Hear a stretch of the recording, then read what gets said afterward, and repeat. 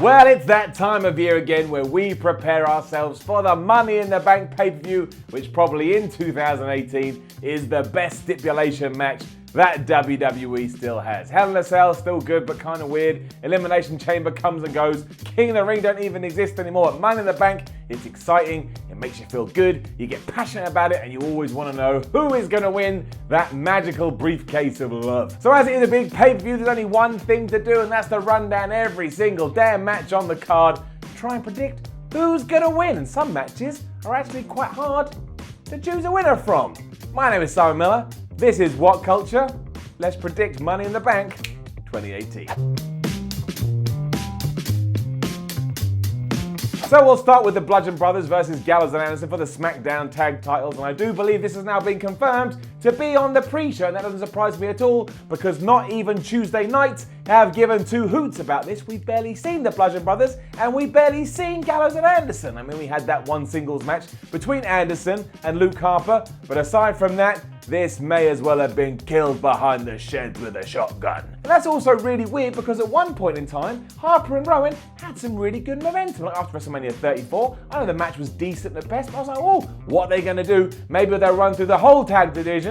But instead, they just sat down and don't even appear on camera. Now it goes worse the other ways because apart from that singles match we just talked about, the Good Brothers have barely appeared at all either. What have they been doing? I mean, it's not their fault. They can only do what the script tells them to do, but you think we could have featured everybody here a little bit more and actually treated the tag titles like they're something you want to win. And that is why you've got to assume that the Bludgeon Brothers will retain here. There's no need for them to lose it. And really, when we come out the other side, we should start geeing them back up and remind everyone that once again, yes, this is a really good tag team that you should enjoy, and who's going to beat them? That should be the story. Who can beat these two big dudes? Not just, they're there, sometimes they come, sometimes they don't. That's crazy. We're talking about championships made of gold. People love gold. Let's move on to the women's Money in the Bank next. I do think that will start the pay-per-view because, you've got to keep it as far away from the men's ones as possible, otherwise they kind of blur into one. And it is a hard one to call as well because it all really depends on what WWE does do with the men's version. However, after thinking about it, after whirring some thoughts through my brain, I'm going to pick a bit of a random person, and I'm going to say Becky Lynch becomes the 2018 Women's Money in the Bank winner. Now, I get that makes no sense as she's done nothing in ages, but that's the whole point. What I really want to see from at least either the men's or the women's Money in the Bank is a winner that I love so much that is such a good babyface that I will them on to cash it in and be a success. We haven't had that in a while. Because usually I don't care, or I certainly didn't care last year, and the year before, you didn't even have a chance to care, because Dean Ambrose won it and then he cashed it in before you could say boo boo magoose. There are other options too, of course, like I think you could probably let Charlotte win and then turn a heel. I think there's quite interesting storylines if you went in that direction, but really, I think the SmackDown's women division needs a new face, and again, because we haven't done that much with Becky Lynch, she can be the new face, we can shine a light on her, and all of a sudden it's going to feel fresher than a meadow of roses. Probably going to get that one wrong, probably not right at all, probably going to give it to, I don't know, Ember Moon or Sasha Banks, whoever else in that match, but I've done it now, and I can't go back. Always believe. Then of course we get to Roman Reigns versus Jin De Mol. On one level, I can't wait to see this match because the pay-per-view is going down in Chicago and those fans may absolutely murder both Roman Reigns or Jin De Mol, or they may murder Roman Reigns and actually cheer Jinder. Wouldn't that be interesting? Roman, of course, will win this because he's still penciled in, apparently, to take on Brock Lesnar for the Universal title at some point in the future. And if that's true, just get it over and done with now. It's so boring. It's so long in the tooth. Let him kill Jinder Mahal. Let him do whatever you want with Jinder Mahal. Then send him to SummerSlam to beat Brock and just put the damn Universal title on him so we can all move on from this mess. I'm going to be dead before this happens. Dead. But I just cannot see any scenario where indeed Mahal wins because really this match only exists because we have to buy time before, yes, Roman Reigns takes on Brock Lesnar again. And I'm not saying this will be bad either. Maybe it's really good. I don't know. I'm not going to judge it before I see it, but I completely understand why this match exists. And it ain't like they're going to make Roman lose after he lost at the Greatest Royal Rumble and after he lost at WrestleMania 34. I just don't believe it's going to happen. It could surprise me. Don't think so. Which brings us to Daniel Bryan versus Big Cass, a match that I'm actually a little bit worried about just because I really don't want to see Big Cass win. And that's no offense to you, Big Cass. If you're watching, I think you're fine. I just don't think it's the right time. And I also actually think working with Bryan is good for him because he's an upcoming wrestler. He needs to get better, and you only get better by working with the best. Daniel Bryan is one of the best. As I actually care about what happens to DB though, and I want to see him go on to win championship gold right here on a pay-per-view in the middle of June, I don't want to see him lose a guy who's still in the developmental phase. Let him have a good match. You can even have Bryan smacked around for the entire thing if you want. However, when it comes to a close, just please let Daniel Bryan win.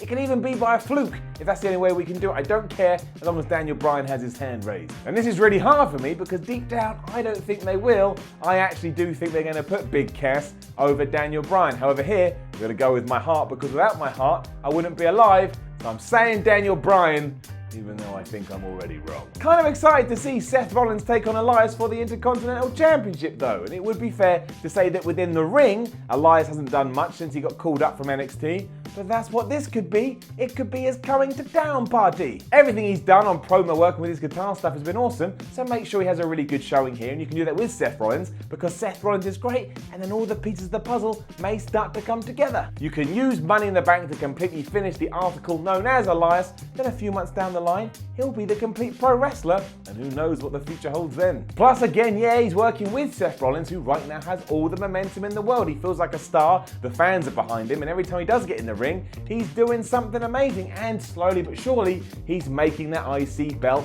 feel important again. Because of that, I actually think Elias will lose here and Seth will win, but that's a good thing really, because no offense to you, Elias, Seth is probably more important than you right now. I do fret that maybe WWE will have Elias lose by DQ. He's gonna smack Seth with a guitar or something, just to keep them both strong, and that way this feud can keep going. And I'd rather not see that, to be honest. I'd rather just see Seth win after a curb stomp, kablamo, 1, 2, 3, then he can hold that title aloft and be like, look, I'm the man here, and I'm damn proud to have this belt.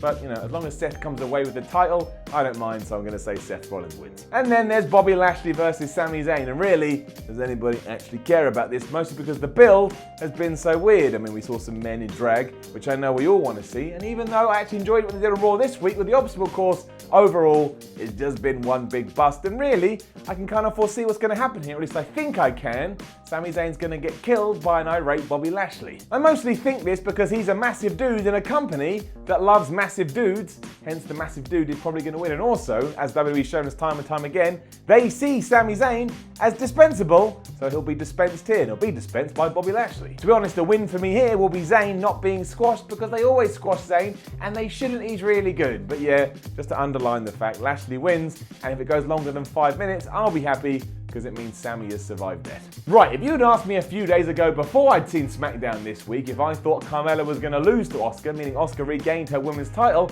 I would have said yes. However, then I did indeed see SmackDown. Asuka made Carmella tap out, so now I think Carmella is actually going to retain, because that's just what WWE does. I also have a funny feeling we're going to get a lot of interference here, but I'm not entirely sure from who.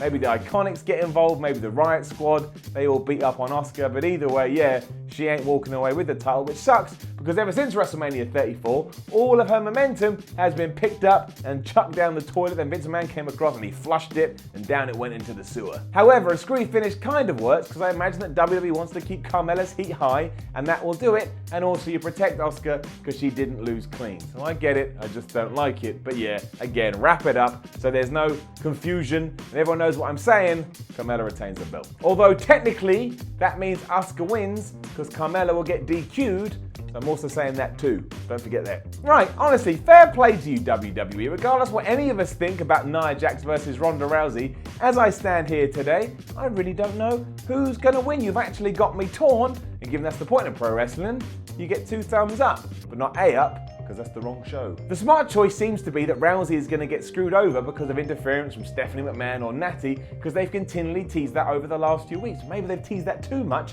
and it's a red herring and something else is going to happen entirely. And whether or not that's a good idea or not, I don't know, because do we really want to see Ronda Rousey lose in only a second match in the WWE? Does that affect her? Does that mean we feel a bit differently towards her? Do we want to see her win the women's title? Again, I just don't know. It would give her great motivation to just go crazy across the entire women's roster, much like she used to do in the UFC. However, I'm going to go with the fact that Nia Jax wins, but again, there's some kind of distraction or somebody gets involved. Basically, even if Ronda Rousey loses, she doesn't lose, and again, maybe doing a DQ here, so Ronda Rousey actually wins. The point being, it's Nia Jax that walks away with that belt. And that also makes sense, because then you can coronate Ronda at SummerSlam, which is meant to be the second biggest pay-per-view of the year, and you can get all the attention from that, which is what you want. the more eyes on SummerSlam, the bigger that becomes. AJ Styles versus Shinsuke Nakamura rolls around next, and straight up, I want Shinsuke Nakamura to win the WWE title because I feel if he doesn't, his whole heel turn is going to be for nothing, and that will suck. Also, it makes even less sense at this stage because AJ Styles is in a position where he can lose. His whole reign has been amazing. No one's going to think any less of him. If he does drop the belt, so now's the time to make the change. So don't delay it anymore. Don't stall, especially when he can help Shinsuke no end. And it's the last man standing match too, so you can do some crazy spot where both men are down and then somehow Nakamura manages to climb back to his feet. And it means we don't have to see AJ Styles' shoulders pinned to the mat for the 1, 2, 3, and that gives him a reason to then chase Nakamura because the babyface wants to win his gold back. It's a story we've told time and time again, but it's also a story we should tell now, mostly so SmackDown can be a bit more interesting as we move forward. I also fear if Shinsuke doesn't win it here, he's never going to win the WWE title, and given his history in the sport, he deserves to have at least one run with it. Do it now. I will say, if anybody gets hit in the balls and isn't wearing a cup by this stage, you damn idiot. And then we do get to what I believe will be the main event of the show, which is the men's Money in the Bank. And well done again, WWE. You have left me in a position where I'm not quite sure who's actually going to walk away with the briefcase. So I bow down to you. A little bow from me. You know, this is what pro wrestling is, like we said at the start of the video. And you smashed it twice, 3 times if you count Nia Jax and Ronda Rousey and the women's Money in the Bank. You got me bamboozled. So it is one of those situations where once again I'll go with my heart. So I'm going to pick the guy who I think would do best walking around with that briefcase for a few months. And that, of course, is Kevin Owens. He's also taken a lot of pins on Raw recently, and usually WWE do that to try and go, oh, it's not going to be him. But then it is him because all those losses instantly don't matter because then he wins a huge prize. And also, who would be better than Kevin Owens? You know, loudmouth KO that walks around boasting about his briefcase, always teasing to cash it in. That would rock. And you also know that when he eventually does do that, he's going to be so good with it. He's just good at that kind of stuff. And also, I think I'm right in saying this, he never actually got his rematch for the Universal Championship, so he can tie into all that with it as well. And there are a few here that would do fine with it too. As I've said already on the Y series, I truly think that giving it to Finn Balor would be a smart move because he needs something at this stage, but also, you know, if you hand it to Braun, that's going to be fun. Big Monster runs around WWE, the guaranteed title shot at some point, that writes itself. I'm going with Kevin Owens though, simply because that's what I want, and Kevin Owens is a lot of fun, and fun equals entertainment. It's sports entertainment, circle of life. That's what Elton John was singing about. Didn't know that, did you? Now make sure you leave a comment below and let us know your Money in the Bank predictions. Like, share and subscribe. Head over to WhatCulture.com where you can read articles about the pay-per-view and follow WhatCulture on Twitter at WhatCulture WWE for all your pro wrestling updates. My name is Simon from WhatCulture. Thank you for watching, and again, Money in the Bank comes but once a year. We've got 2 on this pay-per-view. It could rock. So what I want you to do is this. When Sunday comes, I want you to sit down and I want you to have a good time. That's it. I just want you to have a good time. Smile on your face. I'll be smiling too. You think of me. I'll think of you. See you soon.